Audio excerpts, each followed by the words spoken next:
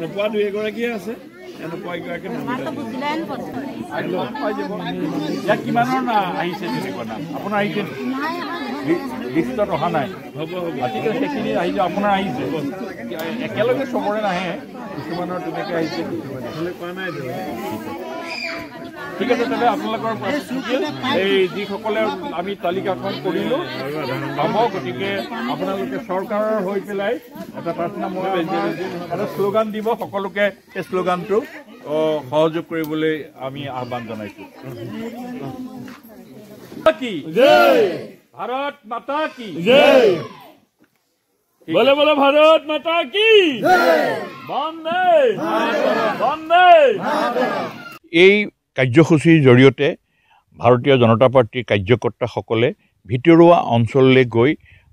ভাৰতীয় জনতা পাৰ্টীৰ চৰকাৰে কি ব্যৱস্থাৰে কাম কৰিছে সেইখিনি কথা জনসাধাৰণৰ বুজ লোৱা আৰু আমাৰ ভৱিষ্যত আহিবলগীয়া যিটো নিৰ্বাচন আছে 2024 আমাৰ লোকসভাৰ নিৰ্বাচন আমি 10% ভোট বৃদ্ধি কৰিবৰ বাবে আমি সিদ্ধান্ত লৈছোঁ আমি আন্তৰিকতাপূৰ্ণভাৱে চৰকাৰে জনসাধাৰণৰ উন্নয়নী প্ৰক্ৰিয়াত অংশগ্ৰহণ কৰিছে আৰু সেই কথাখিনি সকলো জনগোষ্ঠীৰ মাজত এতিয়াও আমি গভীৰভাৱে আস্থাশীল হৈ আছোঁ গভীৰৰ পৰা গভীৰতম কোণলৈ আমি লৈ যাবৰ বাবে এই প্ৰয়াস চলিছে আৰু এই প্ৰয়াসত আমি জনজীৱনেই আমাৰ মূল শক্তি ভাৰতীয় জনতা পাৰ্টীৰ কাৰ্যকৰ্তাসকলে আমাৰ দলৰ যি মূল উদ্দেশ্য একেবাৰে শেহৰজন ব্যক্তিৰ উন্নতি নোহোৱালৈকে আমি ক্ষান্ত নহয় আৰু সেই শেহৰজন ব্যক্তিকো আমি চিহ্নিত কৰিবৰ বাবে এই প্ৰক্ৰিয়া হাতত লৈছোঁ আৰু সেই দৃষ্টিভংগীত জনজীৱনৰ কাষলৈ গৈ তেখেতসকলৰ মনৰ হিয়াৰ অনুভূতি তেখেতসকলে কেনেধৰণে চৰকাৰ পাইছে কি ধৰণে পৰামৰ্শ দিয়ে এই কথাখিনি আমি বুজ ল'বলৈ প্ৰয়াস কৰিম ৰাইজৰ অফুৰন্ত সঁহাৰি এতিয়া আপুনি নিজে দেখিছে আজি মাত্ৰ মই বেলেগ এখনটো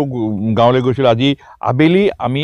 এই গাঁৱৰ ৰাইজক খবৰ দিছোঁ দুটা সকামত আমাৰ দুজন কাৰ্যকৰ্তাই গৈ আহ্বানক তেখেতসকলক আহ্বান জনাইছিল আৰু ৰাইজে সেই আহ্বানৰ প্ৰতি সঁহাৰি দি ইয়াত আজি সমবেত হৈছে এই কথাটো সূচাইছে বুলি মই ভাবোঁ যে চৰকাৰখনৰ বা ভাৰতীয় জনতা পাৰ্টীৰ প্ৰতি ৰাইজৰ এতিয়া যথেষ্ট শ্ৰদ্ধা বাঢ়িছে যিহেতু মোদী ডাঙৰীয়া বা অসমত ডক্টৰ হিমন্ত বিশ্ব শৰ্মাৰ যিবিলাক আঁচনি এই আঁচনিবিলাকক ৰাইজে যথেষ্ট আদৰ কৰিছে আৰু গ্ৰহণ কৰিছে আজি আমি এই গাঁৱতেই নৈশ যাপন কৰিম মই নিশ্চিত যে ইয়াত ভোট বাঢ়িব এইবাৰ আৰু অহা এপ্ৰিল মাহৰ নিৰ্বাচনে তাৰ সম্পূৰ্ণভাৱে ইয়াৰ কি ধৰণে বাঢ়ে ইয়াক সম্পূৰ্ণ প্ৰতীয়মান কৰিব কাৰণ ৰাইজে কল্যাণকামী আৰু মোদী ডাঙৰীয়াৰ বা হিমন্ত বিশ্ব শৰ্মাৰ যিবিলাক আঁচনি এই আঁচনি আন্তৰিকতাৰে গ্ৰহণ কৰিছে ৰাজনৈতিকভাৱে নহয় আন্তৰিকতাৰে এই আঁচনিবিলাক গ্ৰহণ কৰিছে